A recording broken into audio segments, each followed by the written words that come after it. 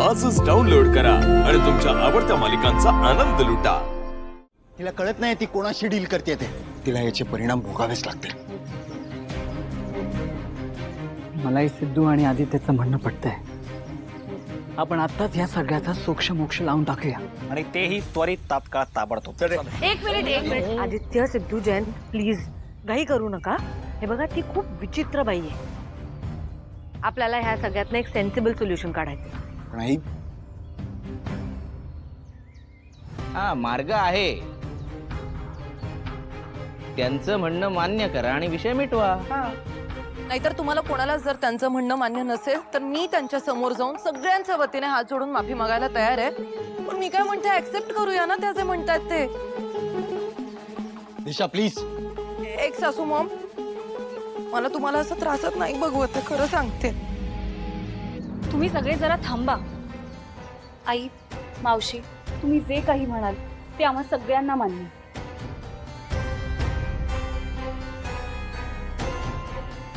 वय म्हणजे तुमचा शब्द आमच्यासाठी शेवटचा शब्द असेल।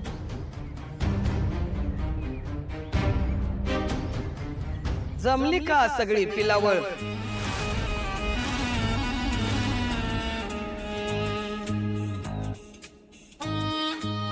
काय ठरवलं का मला हो म्हणायचं? आली का अक्कल ठिकाणावर? लक्ष्मी, हे बघ आपण इथेच कुठेतरी एक जवळ रिसॉर्ट बुक करूया आणि सगळेजण तिथे जाऊन राहूया। पण या सगळ्याची काहीच गरज नाहीये। आपण सगळे माझ्या घरी जाऊ शकतो। नाही जावई बापू, अहिल्या, मी कुठेही जाणार नाही। मग राहणार कुठं?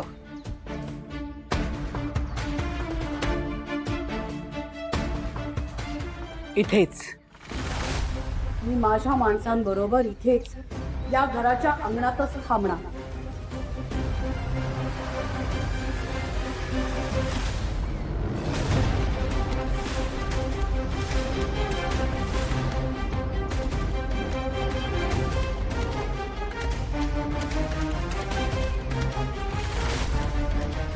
एक लक्षात ठेव पद्मा, मी जरी माझ्या घराच्या अंगणात असले ना तरी मी माझ्या माणसांबरोबर आहे।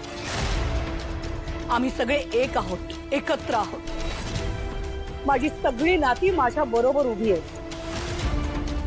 पैशापेक्षा प्रेमच महत्वाचं असतं पद्मा।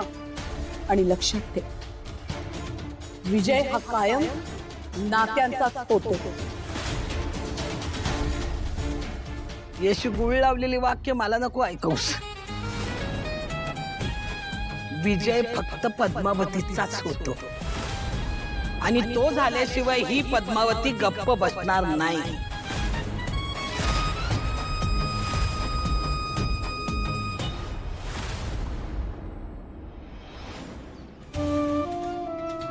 आपण किती वेळ अशा अंगणात उभे राहणार आहोत? अजून काहीतरी तोडगा काढायला लागणार आहे ना आपल्याला। जैन, मी काय म्हणते, आपण पोलीस स्टेशनला जाऊन कंप्लेंट नाही का करू शकत? जानू त्यासाठी घर मालकीच असायला हवं, तर पोलिसात जाण्यात पॉइंट होता। आता पद्मावती मावशीनेच या घराचा ताबा घेतल्यामुळे आपण काहीच करू शकत नाही।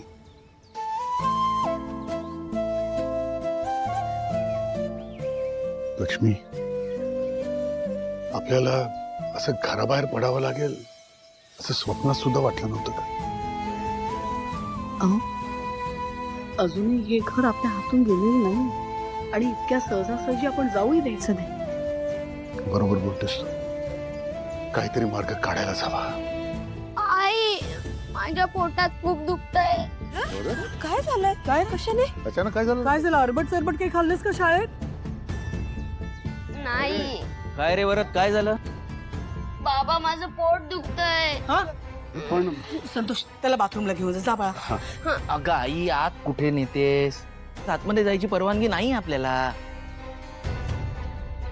पण बाबा, मग काय करू? मला आता जायचंय। हा, तू एक काम कर, त्या दुकानाच्या मागे जा। जा जा। नाही नाही, मी नाही जाणार।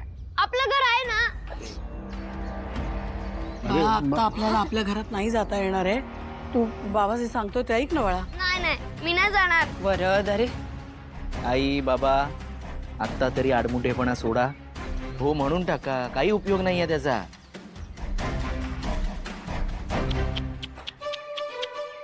स्वतःच्या फॅमिलीला इतका त्रास होत असताना एखादं दुसरं कोणी असतं ना तर लगेच विषय सोडून टाकला असता, हो म्हणून टाकलं असतं. मी काय म्हणते, तुम्ही पण सोडून टाका विषय, हो म्हणा ना. लक्ष्मी, तुला आणि अहिल्याला तुम्हा दोघींना जे योग्य वाटेल तेच तुम्ही करा. कोणाच्याही दबावाखाली येण्याची गरज नाहीये. अहो पण वरद त्याची अवस्था बघा ना. मी बघतो. चल बरं, आपण जरा जाऊया.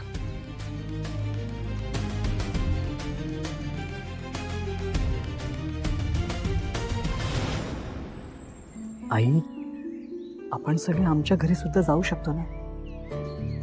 तिथे शांतपणे बसून या सगळ्यावर आपण काहीतरी सोल्युशन काढू ना.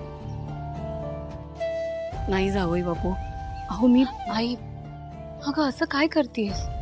आणि मला सांग, आमचं घर तुझ्यासाठी काय परक्याचं घर आहे? अगं प्रश्न आपला आणि परक्याचं नाहीये. राहतं घर आहे आपलं. मी माझं हे घर सोडून कुठेही जाऊ शकत नाही.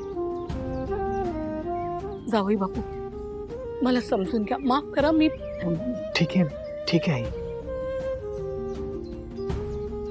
पण एवढं कायम लक्षात ठेवा, आमच्या घराचं दार मग सगळ्यांसाठी कायमचं उघड आहे. होय जावई बापू, माहिती आहे मला. बरं आई, आता आम्हाला निघावं लागेल. ऑफिसमध्ये बऱ्याच मीटिंग्स लाईन अप. नाही तुम्ही निघा. जावई बापू, खूप वेळ वाया गेला तुमचा. या तुम्ही, या. काही लागलं तर मी कळवेन. तू काळजी करू नकोस. सांभाळून जा. लक्ष्मी, ऐक ग माझं. हे बघ, आपण एक रिसॉर्ट बुक करू, तिकडे जाऊ, सगळेजण आरामात राहतील. नाही ग, मी कुठल्याही हॉटेलमध्ये वगैरे राहायला नाही येऊ शकत. खरंच मी इथेच राहणार. पण हे बघ अहिल्या, मला कळतंय या सगळ्या गोष्टींमुळे ना तुझी आणि तुझ्या कुटुंबाची खूप आवाळ होते. तुम्ही जा ना. खरंच. नाही काही संबंधच येत नाही. प्लीज, आम्ही तुला एकटीला सोडून कुठेही जाणार नाही. कळलं?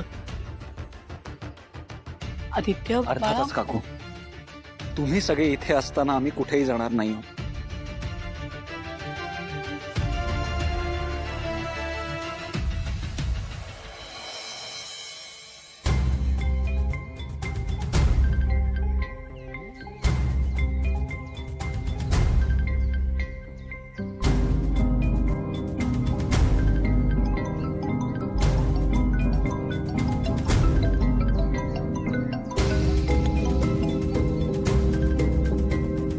हा बोल. पद्मा मावशी, तिकडे काय चाललंय मला नीट कळेल का प्लीज? तर काय चाललंय? मावशी प्लीज, चेष्टा नको यार. मी इथं निवांत बसलीये आणि तू मला फोन करतेस, हेच चाललंय. अगं मावशी, तेवढं सफिशियंट नाहीये ना. पण हे लोक हार मानायलाच तयार नाहीयेत. बघ, काहीही झालं तरी आम्ही हे घर सोडून जाणार नाही असं म्हणाली लक्ष्मी काकू.